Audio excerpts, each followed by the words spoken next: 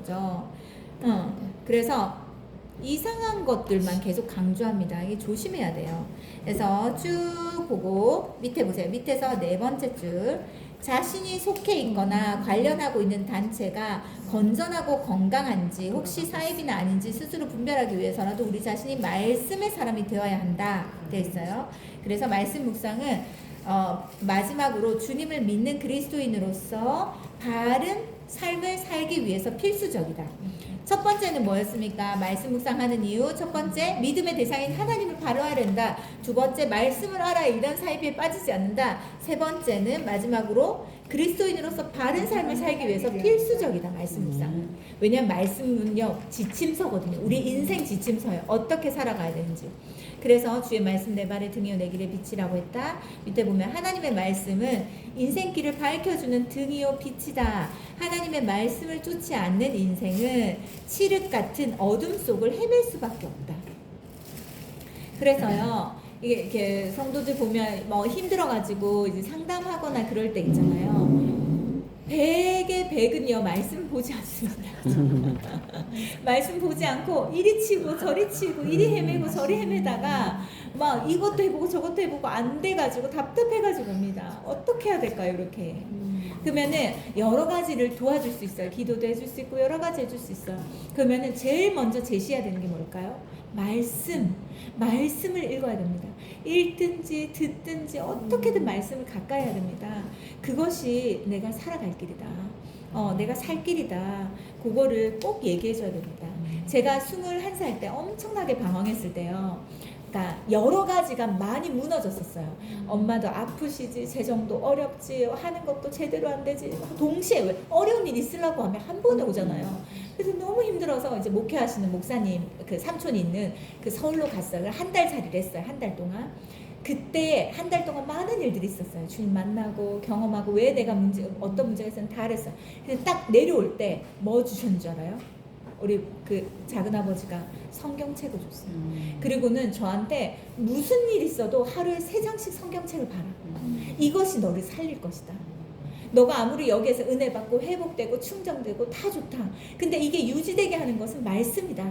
그래서 하루 3끼 먹듯이 말씀을 꼭 3장씩 읽어야 된다. 이해가 안 돼도 괜찮다. 어려워도 괜찮다. 그 중에 한 단어라도 네 마음에 와닿는 게 있으면 된다. 그럼 넌 살아날 거다. 그리고 넌 이제 내가 그때 엄청나게 굴곡진 삶을 살았어요. 감정이 좋았다가 떨어졌다가 좋았다가 떨어졌다가 이거 롤러코스터를 타는 거예요. 얼마나 어지럽고 힘들어요. 그런데 너가 이제 이런 삶을 말씀을 보면 이런 삶을 살지 않을 것이다. 너가 말씀을 좀 보면 좋은 일이 있어도 주님께 감사, 안 좋은 일이 있어도 주님 의지 이러면서 너는 평안하게 살아가게 될 것이다. 그래서 제가 그 말씀 그때 제가 무슨 공부를 준비할 때였는데 그걸 딱 보고 공부하기 전에 무조건 3장의 말씀을 봤어요. 3장씩 말씀을 읽지 않으면 공부를 하지 않았어요. 해가지고 그 말씀을 읽고 공부하는데 하나님께서 얼마나 지혜를 주셨는지 몰라요. 말씀의 계시가 열려가지고 새벽에 친구들한테 전화했어요. 내 믿는 친구들한테 세상에 말씀에 이런 게 있다. 그러고는 너무 신기하다. 그러고는 말씀의 계시가 열리기 시작했어요. 그러고는 말씀의 계시가 열리니까 지혜가 부어지기 시작하는 거예요.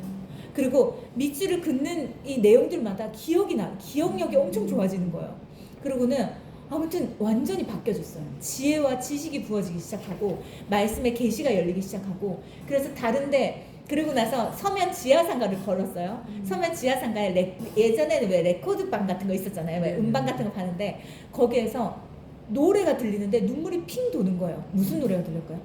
가요를 들어도 뭘 봐도 다 하나님에 대한 생각이 계시가 열려지는 거예요.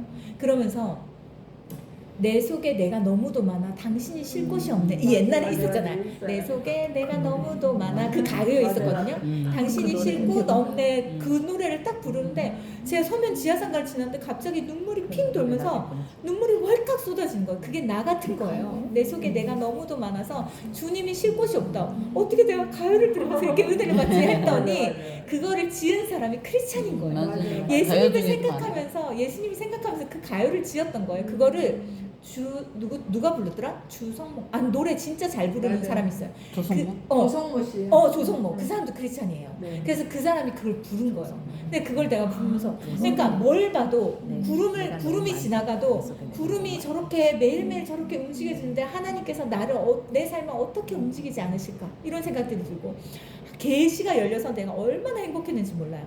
그러니까 말씀을 보고 나서요, 제가 완전히 달라졌어요. 엄청 지혜를 주셨어요, 하나님께서. 그래서 제가 아이들한테 끊임없이 새나든 뭐든 말씀을 봐야 된다, 말씀 계속 체크하고, 저희는 중고등부 방에 말씀을 계속 올리게 돼 있거든요. 막 큐티 완료 다 올리게 돼 있어요.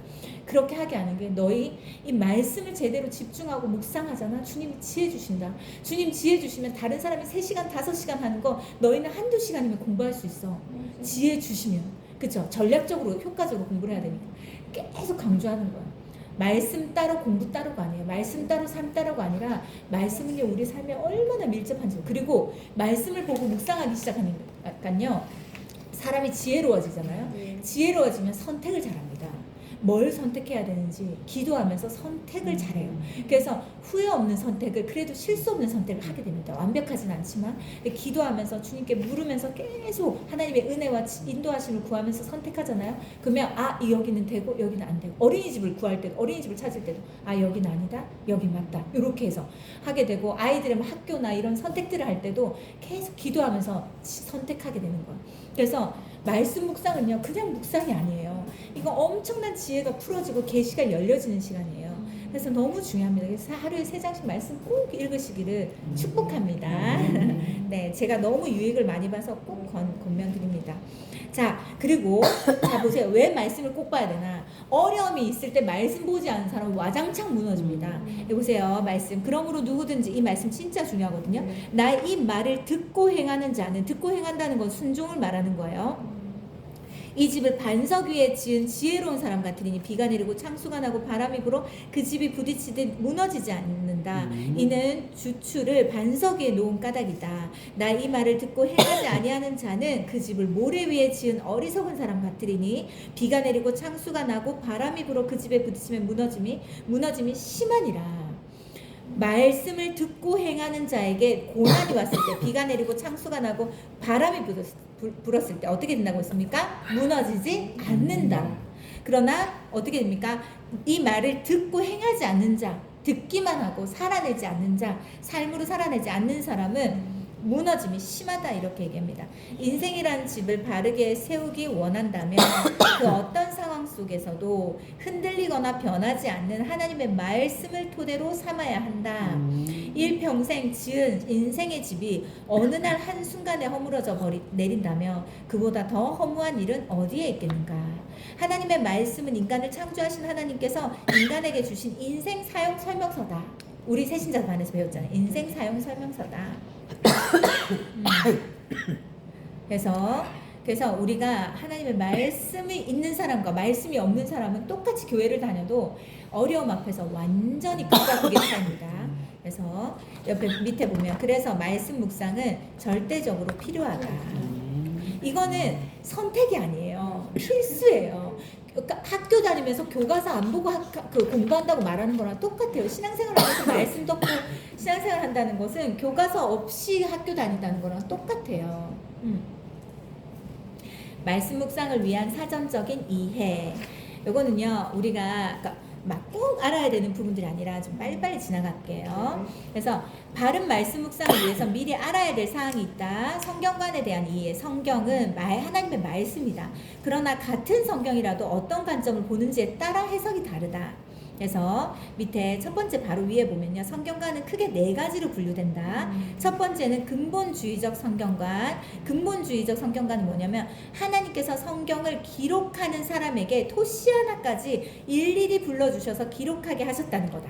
하나님께서 하나하나 다 불러주셨다는 거다. 이게 근본주의적인 성경관이에요. 오른쪽 보세요. 151쪽 맨 밑에 보세요.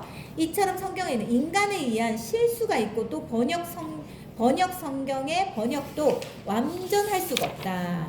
그쵸? 완전할 수가 없다. 그래서 요거는 조금 이제 신뢰성이 좀 떨어지는 거죠. 토시 하나 틀리지 않고 하나님 부르는 대로 적었다. 요거는 조금 신뢰성이 떨어집니다. 그 다음에 오른쪽 보세요. 그런데도 성경의 문자 한자 한자를 하나님께서 불러주셨다며 문자 자체를 하나님으로 간주할 때 정작 그 문자를 통해 하나님께서 주시려는 뜻과 정신을 놓친 채 그 문자만 중요하게 여길 수 있다는 거죠. 굉장히 위험합니다. 그러므로 근본주의적 성경관의 장점도 있겠지만 그 성경관만 옳다는 것은 옳지 않다. 요겁니다. 그 다음에 두 번째 성경관은 보수적인 성경관인데, 보수적 성경관의 입장은 성경 영감설이라고 해서, 성경 영감설은 성경이 하나님의 영감에 의해서 기록되긴 했지만 표현 방식과 표현에 동원된 소재는 말씀을 기록한 사람과 그 시대의 범주를 벗어나지 못한다는 것이다 라고 되어 있어요. 그래서 밑에서 2, 4, 6, 7번째 줄 보세요. 여기 축자 영감설과 성경 영감설에 대해서 나오는데 이 차이가 있습니다. 축자 영감설은 뭐냐면 문자 자체를 하나님과 동등시하는 반면, 성경 영감설은 뭐냐면 문자를 하나님을 알기 위한 도구로 사용한다는 것이다. 어느 쪽이 더 맞는 것 같습니까? 후자가 맞는 것 같죠? 그쵸? 하나님의 영감. 그래서 밑에 보면 보수적 성경가는 문자에 얽매이지 않고 문자에 담긴 하나님의 뜻과 정신을 헤아려서 구현하고자 한다. 사실 이 속에 담겨져 있는 뜻과 정신이 중요한 거잖아요. 활자 자체가 중요한 게 아니라. 요걸 지금 얘기합니다. 그 다음에 세 번째 성경관이 있습니다. 오른쪽에 153쪽 중간에 보세요. 세 번째 성경관은 찾으셨죠? 진보적 성경관이다. 진보적 성경관은 성경이 하나님의 영감에 의해 기록되었고 그 내용이 구원과 신앙과 행위에 대해 정확무모하다는 입장에서는 보수적인 성경관인 성경 영감설과 동일하다. 근데 차이점이 있는데, 차이점은 밑에 보세요. 진보적 성경관은 성경을 기록하고 편집하는 데 인간의 의도가 개입되었다는 것이다. 뭐라고요? 인간의 의도가 어느 정도 개입되었다 라는 것이 요 차이점입니다. 자, 또 넘어가 보세요. 154쪽. 마지막으로 자유주의적 성경관이 있는데, 이것은 두 번째 줄. 성경을 아예 인간이 만든 픽션으로 보는 것이다. 이 경우 성경은 그저 좋은 이야기책이다. 도덕책에 불과하다. 예수 그리스도는 한 명의 위인 이상일 수는 없다. 그래서 위인전에 보면 예수님도 있습니다. 사람들이 보는 그겁니다. 그냥 뭐 인간들이 만든 거다라고 생각하는 거예요. 그냥 한 위인 중에 한 명이다 이렇게 생각합니다. 그런데 우리 기독교, 우리 장로교 신학교에서 우리가 장로교에서 가르치고 있는 건 뭘까요? 이 중에서, 이 성경관에서 사람을 통해서 쓰여졌지만 그들에게 성령을 통해 영감을 받아 이것이 쓰여졌다라는 거.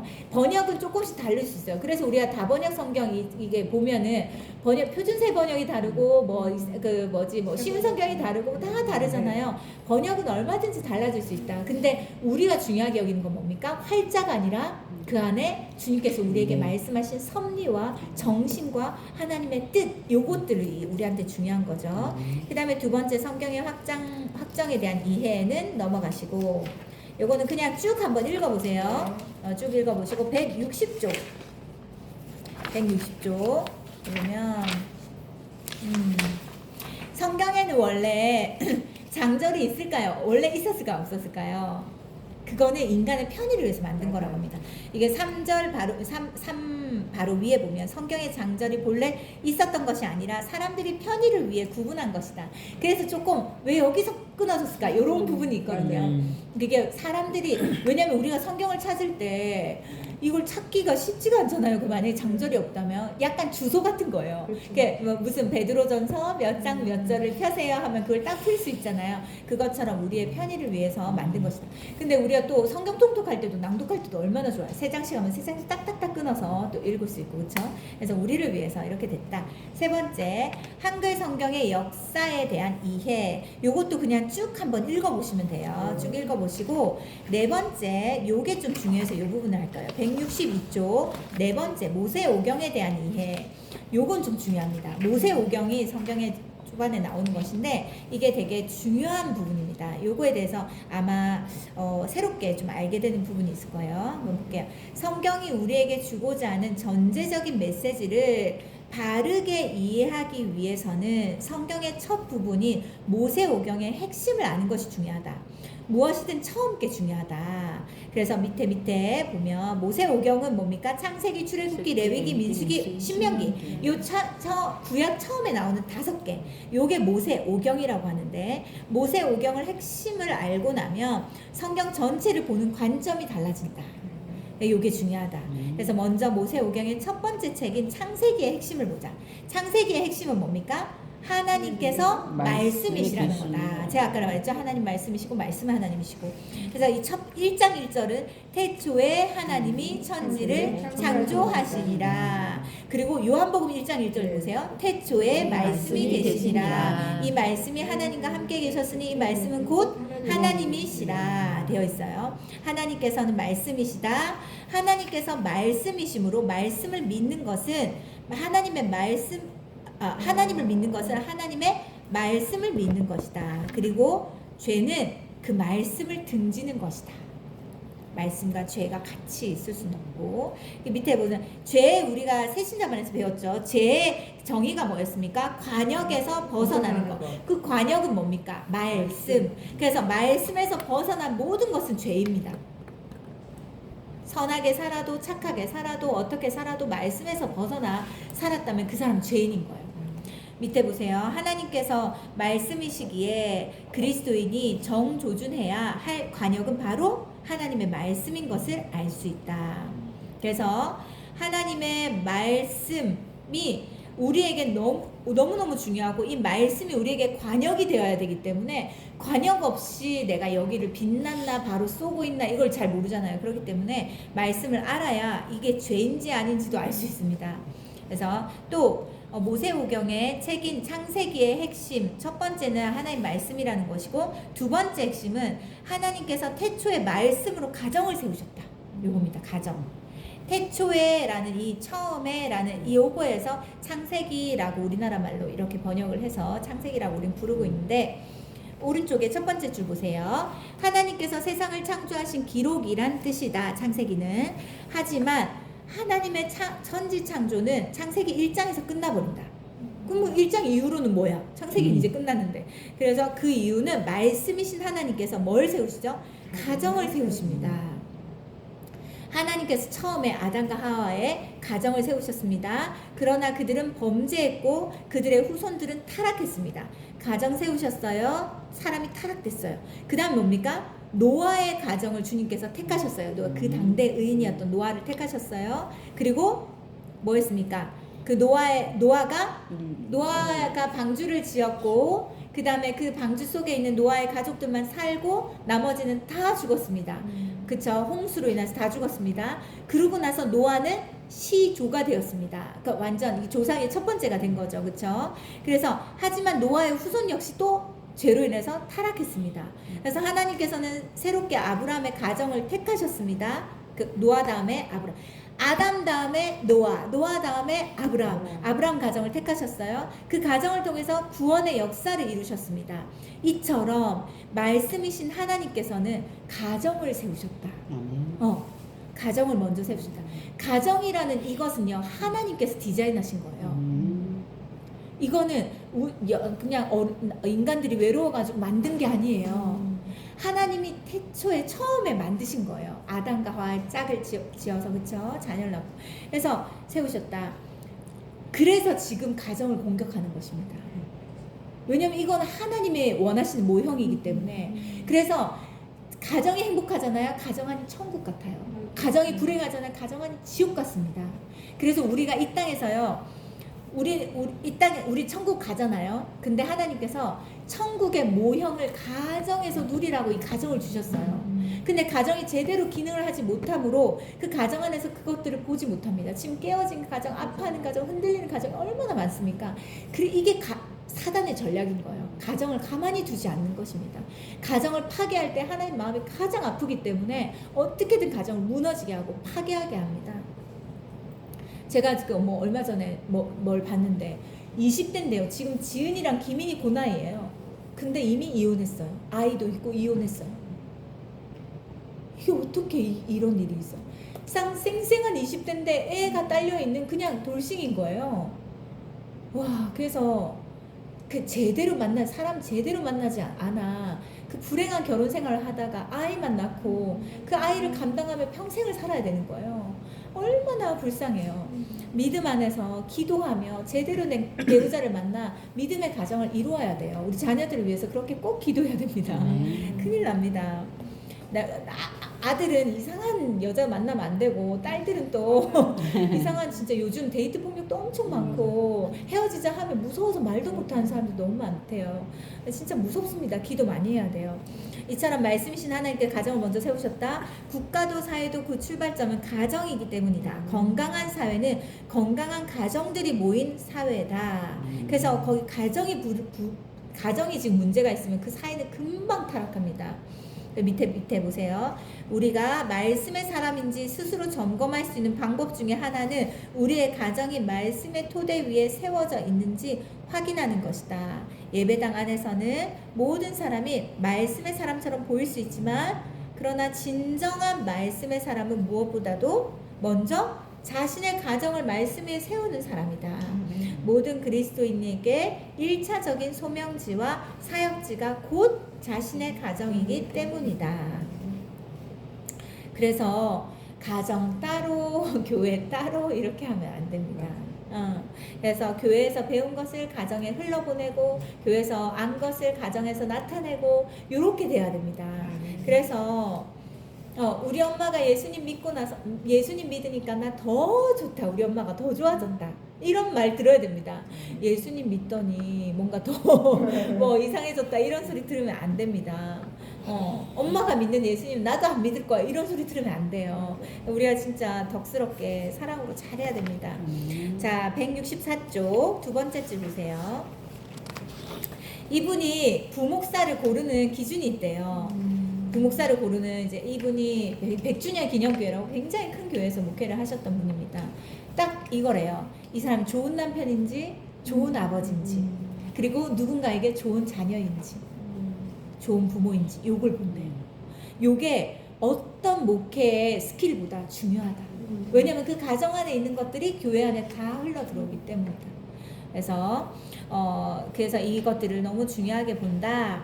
그래서 자녀와의 관계, 부모와의 관계를 은혜롭게, 덕스럽게 또 사랑으로 잘 해가는 거 그리스도인으로서 너무 중요한 역할이고 책임입니다. 그런데 계속 만약에 주일마다 계속 부르신다. 나 예배 드려야 되는데 계속 부르신다. 이러면 어떻게 해야 될까요? 부모를 잘 섬기라고 했으니까 이렇게 하겠지만 최선을 다해서 내가 할 만큼 하고 제가 교회에서 예배를 드리고 기도하며 이렇게 은혜를 받을 때 내가 마음이 더 뭔가 사랑이 많아지고 은혜가 많아져서 더 잘 섬겨 드릴 수 있어요. 그래서 교회에 가서 예배 드리고 싶은데 이렇게만 좀 배려해 주세요라고 말씀드리면 나머지 시간에 더 잘할게요. 이렇게 얘기하면 그거를 싫어하고 안 된다. 절대 안 된다. 이러지 않아요. 내가 그것 때문에 행복하다고 내가 행복하면 자녀도 행복하게 해줄 수 있고 남편도 행복하게 해줄 수 있고 부모님도 더 잘 섬길 수 있기 때문에 그래서 지혜롭게 잘 해야 됩니다. 자, 밑에 보세요. 여기 제가 다 설명했던 거고 한 중간쯤에 보면요. 목회자의 조건을 한마디로 표현하면 얼마나 바른 가정의 사람이냐인 것이다. 자기 가정을 바르게 세울 수 있는 사람이 교회도 사회도 바로 세울 수 있음을 두말할 것도 없다. 그래서 우리 목사님은요 많이 도와주십니다. 그래서 목사님이 뭐 설교를 하시거나 뭐 이런 거 하실 때는 제가 목사님께 다 맞춰드리지만 목사님이 조금 한가한 시간일 때는 또 이것저것 도와주세요. 근데 만약에 우리 같은 아파트에 누가 양집사님 같이 살죠, 정목사님 살죠, 정창호 집사님 살아요, 통일신세대 이러다가 성도들 다 오는 거 아니야? 네, 살아요. 그러면은 뭐 쓰레기 버릴 때도 볼 수 있고 뭐 이렇게 볼 수 있잖아요. 그 내가 목사님 그래도 성도가 같이 살고 또 오가면서 볼 수 있으니까 그게 제가 할게요. 아이들이랑 같이 할게요. 그러면 목사님이 그건 중요하지 않아 라고 얘기해요. 나는 내가 가정에 돌아왔을 때 난 남편이고 아빠야. 그리고 목회자가 딱 근엄하게 나는 목회자니까 집에서 손 하나 까딱 안 할 거야. 진짜 리모컨처럼 부려먹는 목사님들도 있다고 하더라고요. 다 시키고. 근데 나는 그것은 좋지 않아. 그래서 내가 이렇게 아내를 돕고 내가 이 자녀를 이렇게 잘 돌보고 하는 것이 또 아빠로서 남편으로서도 모범이 되어야 내 성도들도 집에서 그런 아빠가 되고 그런 남편이 되는 거지. 이건 부끄러운 것도 창피한 것도 아니야. 그래가지고 그거에 대해서 절대 굴하지 않으세요. 그래서 아무튼 그런 마음과 그런 마인드를 이제 갖고 계시더라고요. 근데 그것이 되게 중요하다는 걸 나중에 알았어요. 저는 혹시나 목사님이 뭔가 좀 권위가 떨어지지 않을까, 또 목사님에 대해서 또 그렇게 보지 않을까 이렇게 생각해서 조심스러웠는데, 목사님이 너무 당당하시니까 오히려 그것이 또 좋은 또 그 모습이 되더라고요. 밑에 보세요. 이제 또 모세오경의 두 번째 책이 나옵니다. 그것은 출애굽기. 출애굽기의 첫 번째 핵심은 출애굽기라는 것이요, 애굽에서 나왔다는 뜻이에요. 네. 애굽에서 나왔다라는 거예요. 6월절에 이 출애굽이 이루어졌다는 점이다. 6월절이 뭔지 알려드릴게요. 밑에 보면 옛날에 노예는요 그냥 공장이었어요. 이 한 사람이 그냥 공장이자 기계였어요. 그러니까 사람이 아니었어요. 인간으로서 대접을 절대 받지 못하는. 그래서 노예가 남자 가장만 60만 명이다. 그렇다면 아이랑 아내를 다 치면 300만 명이에요. 이 한 사람의 역할도 엄청나게 큰데 300만 명을 이 어떻게 됩니까? 그 출애굽 시킨다고 하니까 이 왕이 가만히 있을 리가 없죠. 왜냐면 이 내 나라에서 일할 사람들 다 빼가는 거예요. 그러면 공장이 멈추는 거예요. 기계가 멈추는 겁니다. 그러니까 노예를 조건 없이 해방시킨다는 것은 상상조차 할 수 없는 것이다.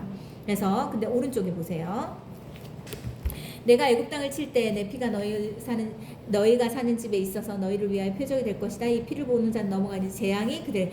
6월절이라는 건 뭐냐면요, 문에다가요, 문설주 있잖아요. 문설주에다가 어린 양의 피를 바릅니다. 그 피가 발라진 그 집은요 저주와 재앙이 지나가고, 피가 안 발라진 그 집안에선 죽음이 임합니다. 요거예요. 6월절이라는 것은 나에게서 죽음이 지나갔다, 요 뜻이에요. 죽음이 지나갔다. 그러면 밑에 보세요. 하나님께서 이스라엘 백성에게 어린 양의 피를 진 문설주의 안방에 바르라고 명령하셨다. 하나님께서 양의 피를 보시고 그 집을 넘어가심으로 그 속에는 당신의 백성을 재앙으로부터 지켜주셨다. 그래서 밑에 한 네 번째 줄 더 내려가면, 예수님을 가르쳐서 6월절 양이라고 부르는 것은 예수님께서 우리의 죄값을 대신 치르시기 위해서 십자가에서 피 흘려 돌아가심으로 양 대신 예수님이 되신 거예요. 그렇죠? 그래서 피 흘려 돌아가심으로 하나님의 심판이 우리에게 넘어갔기 때문이다. 넘어갔기 때문이에요. 우리는 이 죄로 인해서 죽어 마땅하여 지옥에 던져질 사람이지만, 예수님이 아니다, 나 너를 위해서 피를 흘렸어, 너의 죄를 씻기 위해서 내가 십자가에서 피 흘렸어 라고 이야기해서 나의 모든 심판과 재앙은 지나간 것입니다. 이걸 6월절이라고 합니다. 그래서 6월절 첫 번째 핵심은 출애굽이 6월절에 이루어졌다는 것이다. 출애굽기의 두 번째 핵심은 출애굽의 목적이 말씀을 주시기 위함이었다는 것이다. 출애굽의 목적이 말씀을 주시기 위함이었다. 옆에 보세요. 성경은 하나님의 영감으로 성경 기자들이 기록했다. 성경이 하나님의 말씀이긴 하지만 모두 사람에 의해서 기록된 것이다. 모두 사람에 의해서 기록된 것이다. 그러나 성경 중에 사람이 쓰지 않은 곳이 딱 한 군데가 있다. 그게 이 말씀입니다. 출애굽기 말씀. 그래서 어떤 말씀입니까? 검정 글자 보세요. 여호와께서는 언약의 말씀 곧 십계명을 그 판들에 기록하셨더라. 사람의 손을 빌려 쓴 게 아니라 하나님께서 직접 그 돌판에다가 기록하신 것이 십계명입니다. 그래서 넘어가서 하나님께서 십계명만은 사람의 손을 동원하지 않고 당신이 직접 기록하셨다라고 이야기합니다. 그리고 옆에 보면 신명기 9장 10절은 하나님이 손으로, 밑에 보면 십계명의 말씀이 얼마나 중요하던지 하나님께서 그 말씀만은 두 돌판에 손수 써주셨다. 하나님의 손으로. 그래서 십계명은 하나님께서 모세를 통해서 이스라엘 백성에게 주신 하나님의 말씀이 축약된 하나님의 백성이 반드시 지켜야 될 윤리상정이다. 그래서 말씀을 10개로 딱 나눠라, 10개로 딱 요약해라. 그럼 십계명 요건 거예요. 그래서 이게 너무 중요해서 돌판에 하나님께서 손으로 직접 기록하셨다, 요겁니다. 그래서 출애굽기는 중간쯤에 보세요. 출애굽기는 영어로 엑소더스라고 하는데, 이것은 밑에 보세요. 그 길 밖으로라는 뜻이다. 출애굽의 진정한 의미는 뭘까요? 자기 중심의 길에서 벗어나서 밑에 하나님의 약속의 말씀을 향해서 나아가는 것이다. 출애굽의 진정한 의미는 뭐냐? 내 중심으로 살았던 그 길에서 벗어나서, 그게 애굽인 거예요. 출애굽. 벗어나서 가나안 땅인 약속의 땅으로 이스라엘 백성들이 갔던 것처럼 하나님의 약속의 말씀을 향해서 우리는 난 나아갈 것이다.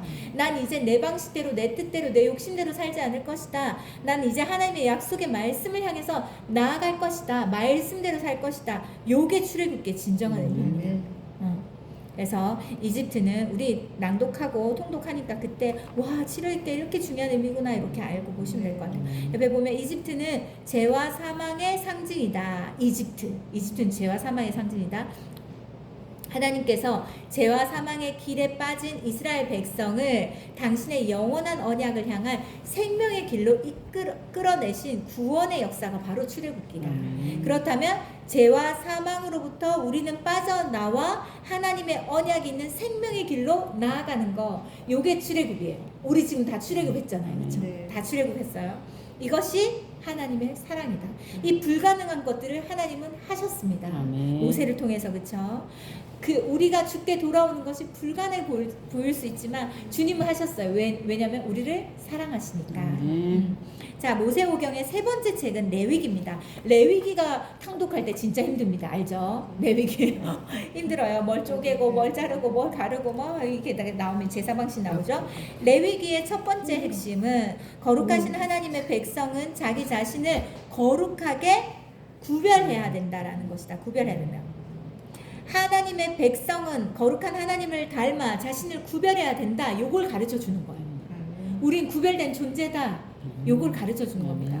그래서 밑에 오른쪽에 네 번째 줄 보세요. 거룩하신 하나님께서 우리를 당신의 자녀로 구별해 주셨음을 믿는다면 우리 스스로 거룩하신 하나님의 자녀답게 우리 자신을 거룩하게 구별하지 않을 수가 없다.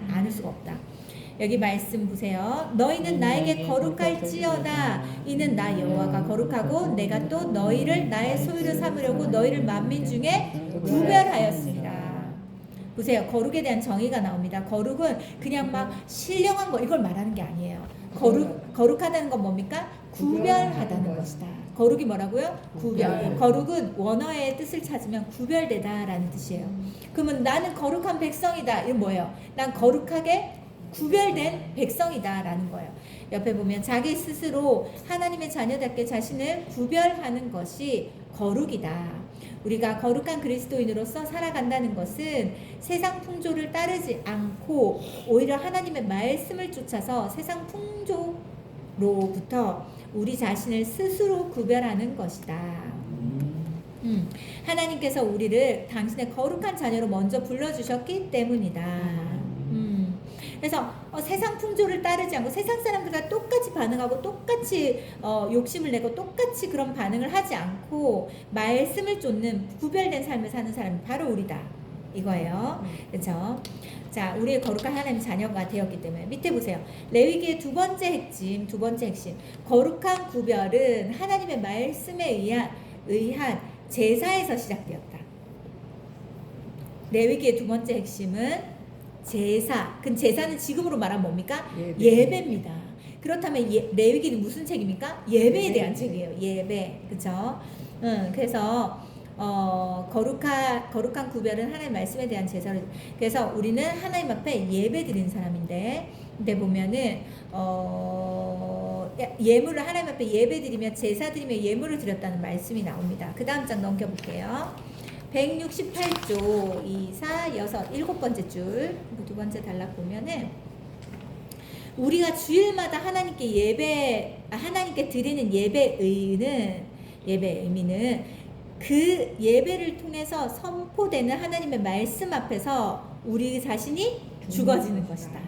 내 생각도 있어요. 내 뜻도 있어요. 내 계획도 있어요. 내 모든 것들이 있습니다. 근데 예배 안에서 내 모든 것들이 탁 죽어지고 주님으로 다시 사는 거예요.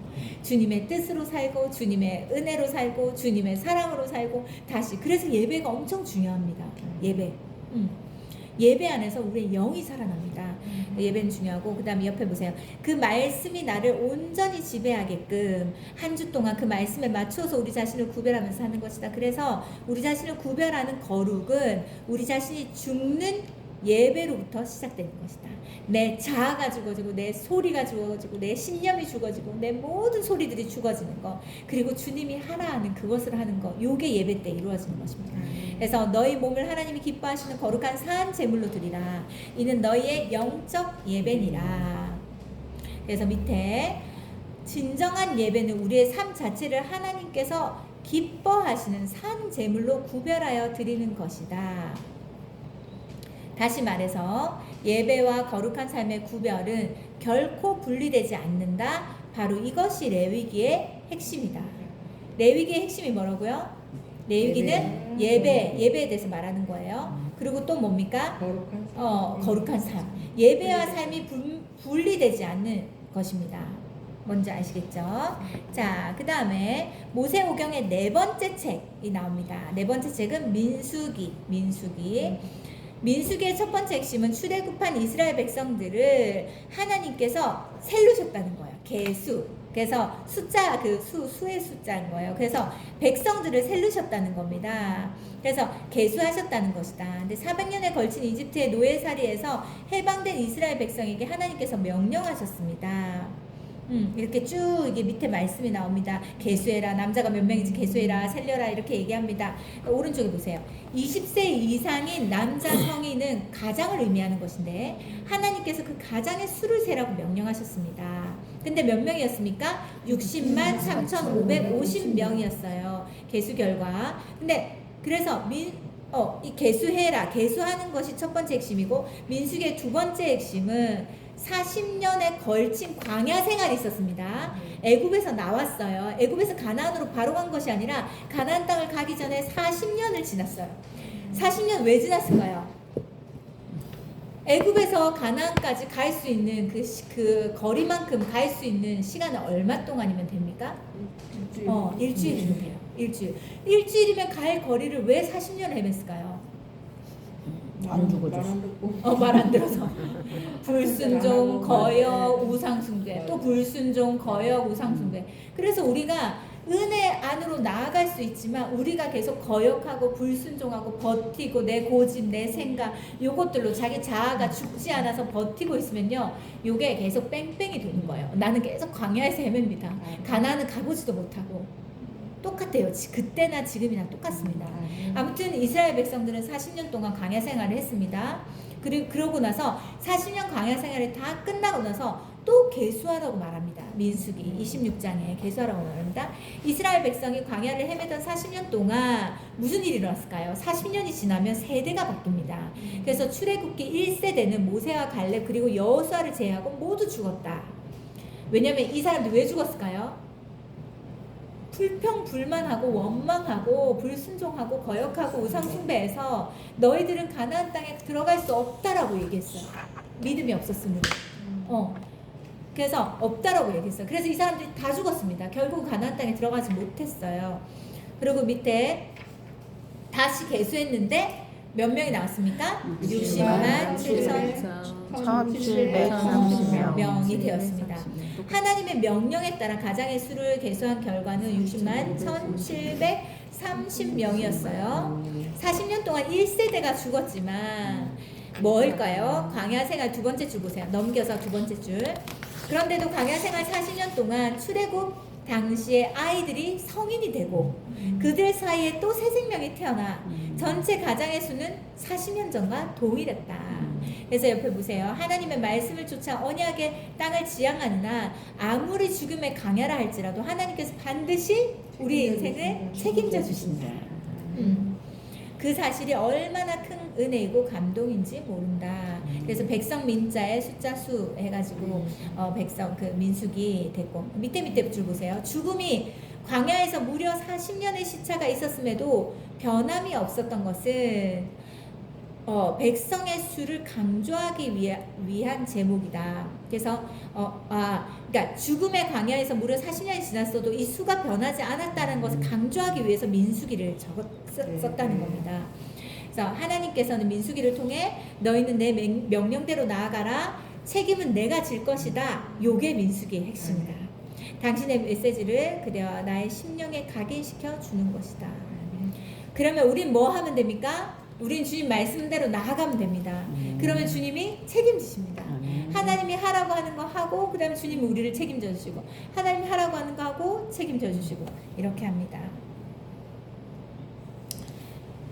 네, 모세오경의 마지막 책은 신명기입니다. 신명기. 한 가지 짧게 간증할 게 있는데요. 네.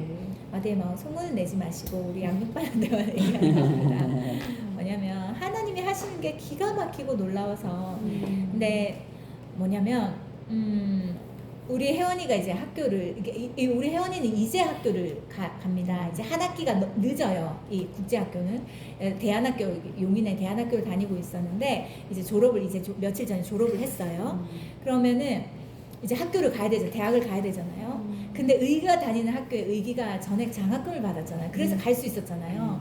원래 미국의 학교를 보내면 1년에 1억이 듭니다. 엄청나게 돈이 들어요. 근데 이게 하나님의 전적인 은혜로 두 가지 장학재단에서 장학금을 받음으로 의기가 이게 면제가 된 거예요. 그래가지고 그냥 거기서 생활비만 하는 것으로 해가지고 다 이제 들어가게 됐습니다. 근데 뭐 의기는 들으면 기분이 안 좋겠지만 사실은 사실이니까 의기는 공부를 그렇게 엄청나게 잘하는 건 아니죠. 보통 정도 그 이상. 근데 혜원이는 진짜 열심히 했어요. 열심히 해서 4점대가 됐어요. 4.0이면 굉장히 잘한 거거든요. 근데 이 장학재단에 두 장학재단 하나가 없어진 거예요. 그래서 이 성적이 의기보다 더 좋은데도 여기에서 100%를 받아도 전액 장학금을 못 받는 거예요. 전액을 못 받잖아요. 우리한테는요, 거기서 90%를 줘도 80%를 줘도 90%를 줘도 우리한테 10%는 너무 커요. 어차피 못 보내는 거예요. 제가 마음이 얼마나 슬프고 괴로운지 몰라요. 성적은 더 좋아, 학교 생활 더 열심히 했어. 근데 얘가 학교를 못 가는 거예요. 학교를 못 가게 된 거예요. 그래서 근데 그 10%를 내가 대주지 못해서 아이가 대학을 못 간다는 게 너무 속상하잖아. 마음이 아프잖아요. 근데 예배를 드릴 때마다 하나님께서 계속 염려하지 말 것에 대해서 말하시고 그러면 아무튼 그랬어요. 근데 아무튼 그랬는데 얘가 갑자기 하루는 계속 기도는 했어요. 근데 내가 얘를 볼 때마다 너무 마음이 아픈 거예요. 왜냐면 얘가 밤을 새면서 공부를 했다는 걸 내가 알기 때문에 하나님 우리 혜원이를 위로해 주세요.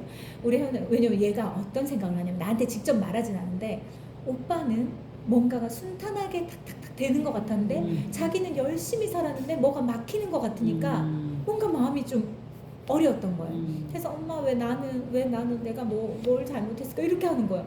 근데 내가 그 말을 들으면서 또 속상하잖아요. 아니야, 너의 잘못이 아니야. 하나님께서 어떻게 하시는지 우리 보자. 그리고 우린 기도하자 이렇게 했어요. 그렇게 말했지만 방법은 없었어요. 그랬는데 얘가 어느 날 연락이 온 거예요. 엄마 집에 가서 할 얘기가 있어요. 이렇게 얘기하는 거예요. 학교에서 좋은 소식이 있을 리는 없거든요. 지금 다니는 학교에서는 아무 좋은 소식이 있어요. 아 그래 와서 얘기하자 이렇게 했는데 엄마 놀라운 일이 생겼어요. 그 교장 선생님이 있어요. 교장 선생님, 이 학교를 창시한 교장 선생님이 자기를 불렀대요. 그리고 이거는 지금 내가 결정한 게 아니야. 오래전부터 하나님께서 마음을 주신 거예요. 그분은 목사 안수만 받지 않았지 신학을 하신 분이에요. 근데 아이들을 잘 가르치셔서 대안학교를 만든 건데 그분이 내가 너의 학비를 나머지 학비 장학금 뺀 나머지 학비를 대주고 싶다 이렇게 얘기를 하신 거예요. 말이 안 되잖아요. 그래서 아니에요 괜찮아요 근데 이분이 뭐라고 하냐면 나도 좋은 학교를 합격해놓고 돈이 없어서 그 학교를 못 가게 됐을 때 나도 누군가로부터 도움을 받았어. 내가 너를 보면서 그게 생각이 났어. 그리고 내가 너를 도와줘 했던 생각이 계속 들었어. 근데 이게 돈이 꽤 큰 돈이었거든요. 그래가지고 어떡해요 얘가 너무 고마워가지고 감사해서 이렇게 한 거예요. 그러고는 얘가 그거를 전화로 말하기에는 자기가 너무 막 그래서 울 것 같으니까 그렇지. 와가지고 얘기를 하는데 우리는 저녁 식사 시간이 되게 중요하거든요. 목사님이 저녁 식사 시간을 중요시 여기셔요. 그래서 다 둘러서 다 같이 손잡고 다 기도를 해요. 그러고는 식사를 같이 하는데 제가 혜원이 밥을 먹고 있잖아요. 혜원이를 끌어안고 계속 울었어요. 하나님 감사합니다. 어떻게 이런 일이 하나님 감사합니다. 어떻게 이런 일이. 내가 요즘 대학 못 가는 사람이 어디 있어요. 근데 얘는 한국에 있는 학교를 갈 수가 없어요. 아예 자격이 안 되기 때문에 국제학교이기 때문에. 그래서 어디도 가지 여기도 못 가고 저기도 못 하고 차라리 공부를 못해서 공부 못했으면 그걸 억울하지도 않지 막 속상했는데 이렇게 돼버린 거예요. 그래서 하나님 이게 왜 은혜입니까? 근데 제가 그때 혜원이가 되게 걱정하고 나도 되게 속상할 때 하나님은 방법에 제한이 없으셔. 거기서 장학금을 못 받는다면 어떤 방법으로든지 통로를 열어주실 거야. 우리 믿음으로 기도하고 기다려보자. 그 아이를 안심시키기 위해서 그렇게 말은 했지만 저도 사실은 속상하잖아요. 그래서 막 엄청 혼자서 많이 울고 막 그랬고 말은 못하고 그랬는데 그 아이를 끌어안으면서 어떻게 이런 일이 어떻게 이런 일이 그러면서 계속 울었어요. 그랬는데 그러고 나서 이제 교장 선생님한테 메시지를 보냈어요. 교장 선생님 너무 감사합니다. 교장 선생님 무슨 월급이 많고 무슨 돈이 있다고 그랬더니 교장 선생님은 답이 온 게 딱 그렇게 한 거예요. 나도 혜원이가 얼마나 이 대학을 가고 싶어하고 막 이랬는데 그 혜원이를 보면서 잠깐 생각한 게 아닙니다. 오래 전부터 기도하며 생각했던 거라 부담 갖지 마세요. 그리고 하나님께 감사하시면 됩니다. 그리고 혜원이는 앞으로 좋은 정말 하나님의 사람으로 세워질 거예요. 주님께 쓰임 받는 사람이 될 거예요. 이렇게 얘기를 하는 거예요. 그리고 되게 축복한다는 얘기를 딱 하는 거예요. 그게 하나예요. 첫 번째. 이 시리즈로 있어요. 두 번째는 뭐냐면 졸업여행이 240만 원이래요. 오사카를 간대요. 무슨 고등학교 졸업을 오사카를 가. 그래가지고 근데 그 학교는 돈이 많은 애들이 많아요. 대부분 사업하는 사람들 의사들이에요. 부모들이. 왜냐면 한 달에 300만 원씩을 줘야 되니까 돈을 엄청나게 우리는 장학금으로 다니는 거지만 그 면제됐지만 걔네들은 다 돈 내고 그래가지고 혜원이가 그걸 말을 꺼낸과 동시에 혜원이가 엄마 나는 안 갈 거예요. 그러는 거예요. 나는 이 학교에서 추억을 너무 많이 쌓았고 난 너무 즐거운 행복한 학교 생활을 했어요. 난 이 오사카 안 가도 돼요. 그리고 나중에 조금 있으면 한 1, 2년 뒤면 외할아버지 그 팔순이시니까 그때 우리 가족들 여행 가요. 이 돈으로. 이렇게 얘기를 하는 거예요. 그래서 그래? 그러면은 근데 240은 너무 크잖아. 지금 일본이 싸다는데 웬 240?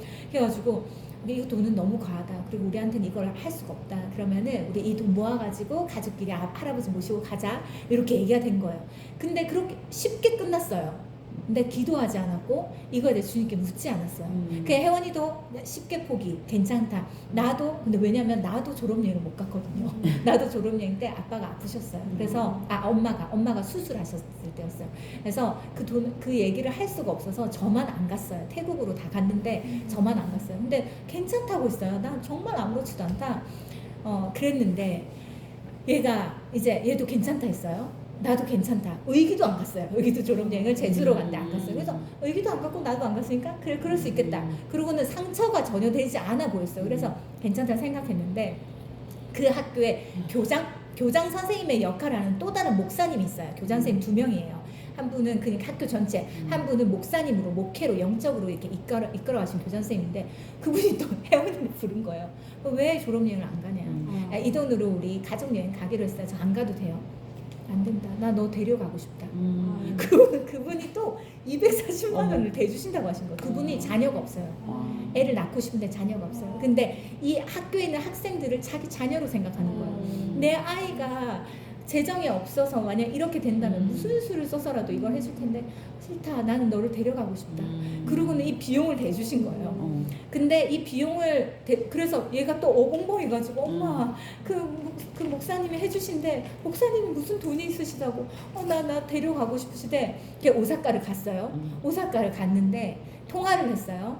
가기 전에 4, 50만 원을 가져가야 된대. 식비는 자기가 해결해야 된대요. 4, 50도 사실 우리한테 크다요. 4, 50이 또 어디 근데 목사님이 한번 간증하셨는데 들으셨는지 모르겠지만 이거를 누가 알았는지 20만 원씩 봉투를에다가 해가지고 딱 20씩 후원을 받았어요. 혜원이 졸업하는데 쓰라고 20만 원 받았는데 또 그 같은 기간에 이근수 권사님이 가족여행을 오사카로 간 거예요. 같은 기간에. 근데 만날 수가 없어요. 그 공항에서 국제공항에서 만날 수가 없는데 진짜 기가 막힌 방법으로 만나신 거예요. 만나셔가지고 이근수 권사님 거기서 만났는데 반갑잖아요. 그래서 또 그 용돈을 준 거예요. 그래가지고 얘가 60만 원에 70만 원을 가져간 거예요. 넉넉 선물까지 해도 50만 원만 가져가도 되는데 얘가 내가 그랬어요. 얘가 자꾸 엄마 뭐 갖고 싶어, 뭐 먹고 싶어 계속 물어보는 거야. 이건 혜인이가 좋아할 거고, 이건 오빠가 좋아할 거고. 혜원아 그런 거 생각하지 마. 너 그 6년 동안 너무 너무 열심히 학교 생활했잖아. 너 먹고 싶은 거 다 사 먹어. 너가 갖고 싶은 거 다 해. 그리고 우리는 아무것도 걱정하지 마. 엄마 이거 중고등부 애들한테 사가면은 애들이 엄청 좋아할 것 같아. 하지 마. 애들 다 교회 생각, 다 이거 생각인 거예요. 그래서 하지 마. 너 마음껏 누리고 와. 하나님이 너 누리라고 이렇게 해주신 거야. 그러니까 우리는 돈 하나도 주지 않고 얘가 그걸 다 누리고. 근데 둘째 날 전화가 왔어요. 통화를 했는데 제가 차에서 운전을 하고 있는데 혜원아 어때? 좋아? 그러는데 혜원이가 엄마 얘가